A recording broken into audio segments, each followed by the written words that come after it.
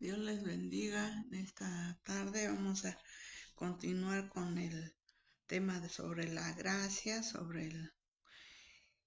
y ahora voy a leer el acercamiento a un Dios santo. O sea, todo para que podamos entender lo que es la gracia y cómo nos podemos realmente. Ahorita en esta ocasión es el acercamiento a un Dios que es santo. El sacrificio expiatorio de Cristo nos trajo reconciliación con las exigencias de la ley de Dios, pero nosotros sabemos que en la naturaleza de Dios no cambió cuando comenzó el Nuevo Testamento, o sea, al enseñar a sus discípulos cómo orar. Jesús comenzó: Padre nuestro que estás en los cielos, santificado sea tu nombre. Y su majestad todavía llena todos los cielos, es aún el Dios santo. Por consiguiente, si queremos en verdad conocer a Dios conforme es necesitamos una revelación del temor de su santidad en el Antiguo Testamento, combinada con la experiencia de su gracia en el Nuevo Testamento. O sea, porque muchos dicen, no, ya ahora nada más es la gracia en el Nuevo Testamento y lo demás no. No, porque la ley nos lleva, es un ayo que nos lleva a Cristo. Entonces no podemos dejar el Antiguo Testamento, ni tampoco el Nuevo. O sea que los dos tienen una concordancia, que nos hace entender mejor la palabra de Dios. Recordemos que cuando Salomón acabó de orar, descendió fuego de los cielos y consumió el holocausto y las víctimas, y la gloria de Jehová llenó la casa, dice, y no podían entrar los sacerdotes en la casa de Jehová porque la gloria de Jehová había llenado la casa de Jehová. Cuando vieron todos los hijos de Israel descender del fuego de la gloria de Jehová sobre la casa, se postraron sobre sus rostros en el pavimento, en la tierra, en donde no sé cómo hayan estado, y adoraron y alabaron a Jehová diciendo, porque Él es bueno y su misericordia es para siempre. Entonces vemos cómo este acontecimiento realmente, la presencia de Dios se manifestó, y tristemente ahorita en las iglesias a veces dijéramos, cuando nosotros empezamos a orar y alabar a Dios y glorificarlo, y que la gloria de Jehová está ahí, y que los pastores esos no puedan entrar en el templo porque la gloria de Dios está manifestando. Realmente este fue un acontecimiento sin paralelo en la historia del hombre. Después que Salomón dedicó el templo, la gloria de Dios descendió y llenó su casa. ¿Qué es la gloria de Dios? Es la luz, el resplandor de la radiante santidad del Dios eterno, del Dios todopoderoso, que significó que la verdadera persona del Señor se había acercado. Tan grande fue esta aparición de su gloria que los sacerdotes dicen no podían entrar al templo porque la gloria estaba ahí. Luego de haber caído el fuego y que la gloria del Señor llenó el templo, realmente leemos, dice, entonces el rey y todo el pueblo sacrificaron víctimas delante de Jehová, y ofreció el rey Salomón un sacrificio de 22,000 bueyes y 120,000 ovejas. Tan grande fue esa manifestación. Se imagina tantos sacrificios, tantos animalitos, pero eso realmente, como yo siempre les digo, que todo lo que vemos en el Antiguo Testamento apunta realmente a la vida, al sacrificio que iba a hacer Cristo. Pensemos realmente en que el rey ofreció estos 22,000 bueyes y 120 ovejas. No servían por fe a un Dios invisible, estaban en la presencia manifiesta del propio Creador. Con sus ojos físicos contemplaban como, como un sol la gloria del mismo Dios. Cuando Salomón vio a Dios en su gloria, podría haber ofrecido 1,000,000 de bueyes o no sé, sin satisfacer las exigencias de sus propios sentidos. Solo nuestra real ignorancia de quién es en verdad Dios sugiere un límite de cualquier sacrificio que le ofrezcamos. Y como lo demuestra la ofrenda de Salomón, entre más veamos a Dios conforme es, más obligados nos sentiremos a darle todo lo nuestro. Tenemos que darle todo lo nuestro, entregarle todo lo que nosotros tenemos. Sin embargo, aquí se presenta un problema muy importante que todo cristiano moderno debe enfrentar. Conocemos a Dios de manera intelectual, pero en realidad no lo conocemos personalmente. Nuestras iglesias son a veces santuarios de formalismo, todo, no de la presencia divina. Si pertenecemos a ese sector cristiano que rechaza los ritos, simplemente reemplazamos el formalismo con grados variables de informalidad. Pero ¿dónde está Dios? Nos podemos hacer esa pregunta. ¿Dónde está el poder de Dios viviente cuando nos congregamos en nuestras reuniones? Cuando fue la última vez que a veces dijimos, no, es que hoy sí se sintió la presencia de Dios? El pastor ya ni pudo entrar, ya ni pudo dar su mensaje como él, no pudo, porque la gloria de Dios nos abrumaba. Tal era el Dios del Antiguo Testamento y el Dios Santo a quien Cristo vino a revelar. Este es el Dios que vino a revelar Jesús. Los hebreos sabían de la santidad de Dios. Eso era al mismo tiempo su virtud y su problema, porque Él era demasiado santo para ellos. Lo enfrentaron ¿cómo les diré? Que ellos lo enfrentaran como pecadores. O sea que era tan santo que ellos no podían acercársele a Él. Le servían pero sin relacionarse con Él. Para una gran mayoría de judíos, sus ofrendas no se originaban tanto en el deseo de buscar la presencia de Dios como en que fueran un esfuerzo para satisfacer la justicia divina de nuestro Dios. Pero de ahí realmente el hombre común nunca se acercaba a Dios por lo mismo, porque ellos tenían ese temor, tenían ese miedo de acercarse a un Dios tan poderoso, tan que yo creo que en lugar de esa confianza les daba temor.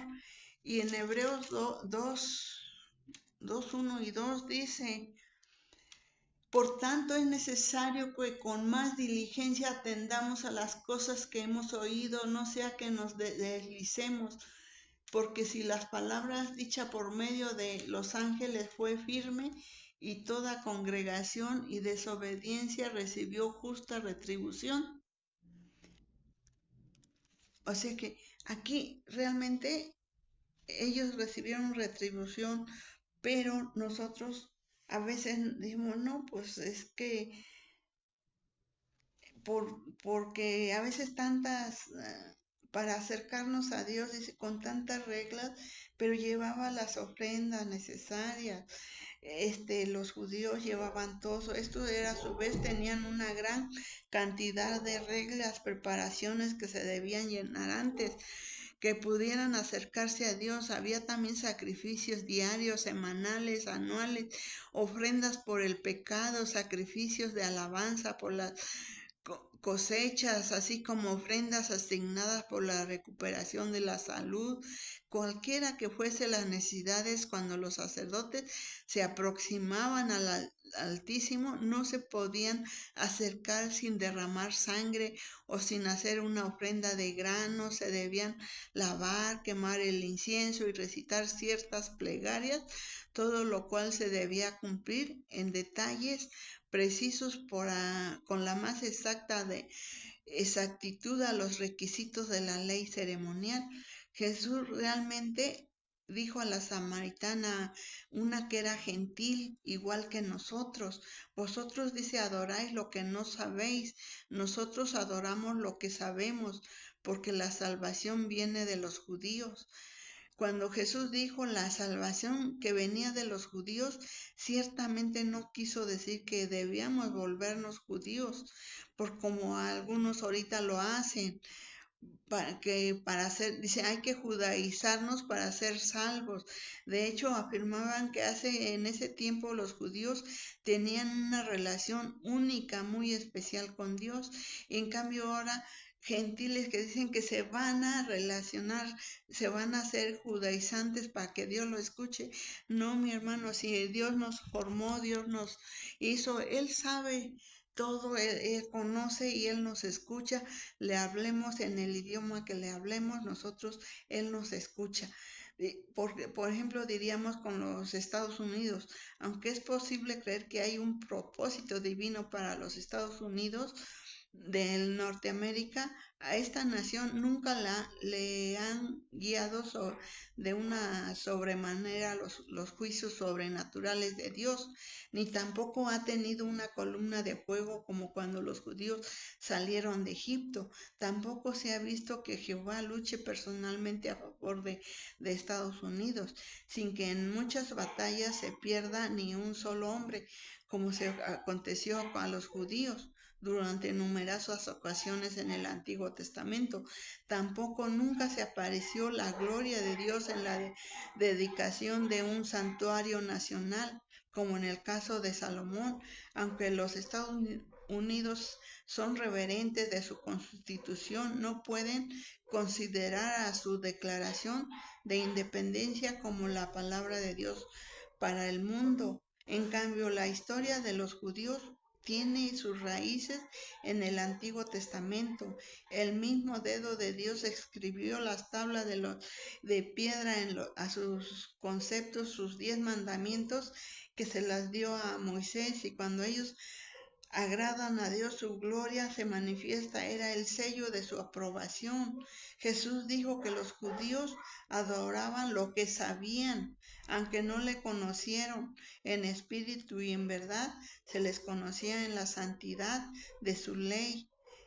Realmente, inclusive hoy las sectas de los judíos más estrictas consideran realmente al cristianismo como una secta falsa, una religión falsa, no porque Jesucristo fuese un profeta falso, sino porque ellos, al estar tan conscientes y tan cuidadosos de la santidad de Dios, rechazan por completo la aparente facilidad con que casi todos los cristianos se acercan a Dios para ellos, y en su manera de pensar tienen toda la razón. Nadie puede acercarse al Dios viviente en una forma fácil o por casualidad, porque la palabra mismo dice que si alguien viera a Dios cara a cara, pues no viviría. Entonces miremos en el Antiguo Testamento todo lo que los judíos debían hacer para aproximarse a Dios. Cada año tenían que ofrecer sacrificios al Todopoderoso. En sus 3 fiestas anuales celebraban su grandeza al recordar y volver a vivir las diversas manifestaciones de su poder. Le ofrecían las primicias de sus ganancias y lo mejor de sus rebaños. Para ilustrar mejor esta percepción judía de Dios, la Biblia cuenta que los hijos sacerdotes de Aarón ofrecieron un fuego extraño a Dios, y cuando lo hicieron, pues murieron. Dice que salió fuego de delante de Jehová y los quemó y murieron delante de Jehová. Es Levítico 10:2. Para consolar a Aarón, Moisés dijo: esto es lo que habló Jehová diciendo: en los que a mí se acercan me santificaré, y en presencia de todo el pueblo seré glorificado. Y Aarón cayó. ¿Por qué? Porque ellos habían ofrecido fuego, ofrecido sacrificio falso. Sí, por eso ellos cayeron fulminados ahí mismo. En últimas, la relación entre Dios Y los hebreos no era de compañerismo, era casi estrictamente cuestión de rituales adecuados y sumisión a las normas legales. Dios era demasiado santo para acercarse sin una obediencia literal y perfecta a la ley, y como nadie podía hacerlo, así nadie distinto a los profetas y unos pocos reyes podía vivir en armonía con los elevados patrones de Dios. Realmente con nadie pudo cumplir la ley. Como cristianos, por medio de la sangre de Jesucristo, Dios ha abierto el camino para que entremos al lugar santo de su presencia.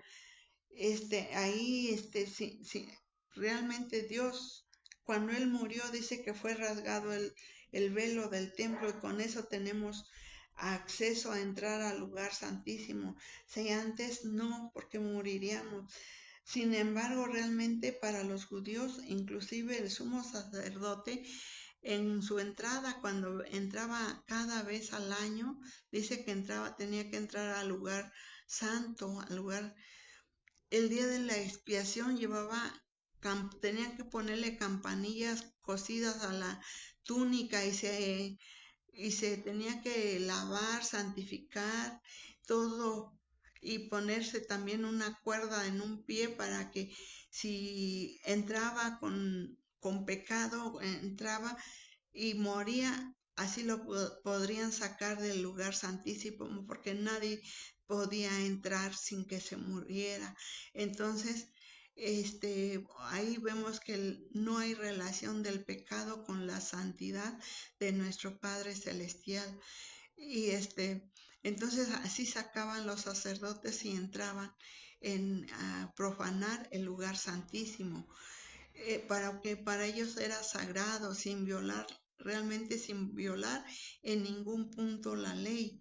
Esta acción caracterizaba la actitud de los judíos en el Antiguo Testamento.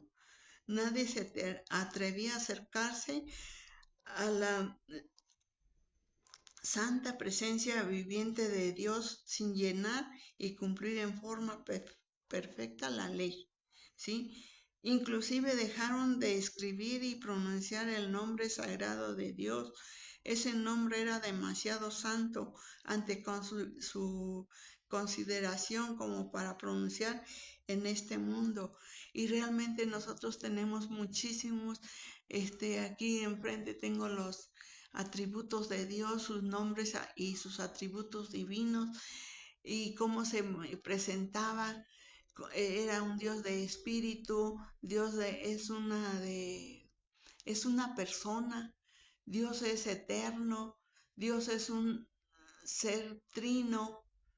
Realmente ahora sí que Dios es la verdad, Dios es amor, Dios es poderoso, Dios es bueno, Dios es santo, Dios es justo. Realmente, ¿con quién vamos a comparar a nuestro Dios? Realmente Él es el único Jehová. Dice, yo soy el que soy, Jehová Elohim, Adonai, todo Jehová Shabbat. Otros dicen que se van a hacer sabáticos pero seguían por la ley, y la ley ya vimos que nadie la puede cumplir. Solo por la misericordia de Dios podemos ser salvos. Y es lo que, para concluir, hay muchísimos nombres como le podríamos decir a nuestro Dios, pero aquí yo quiero que comprendamos de la gracia de Dios. Ya hablamos de todo lo que hacían en el Antiguo Testamento, y tómenlo como un ayo que nos lleva a Cristo. Sí mismo sentido de la santidad de Dios es una de las razones principales para que la iglesia del primer siglo en Jerusalén fuera tan poderosa. Como judíos, sus miembros conocían la santidad de la ley de Dios, pero como cristianos poseían el conocimiento que Dios había provisto un sacrificio que cumplía perfectamente los requisitos de su santidad. Dios, inclusive aquel a quien los judíos adoraban, tomó forma humana y se ofreció a sí mismo por nuestros pecados. Y este es nuestro Señor Jesucristo.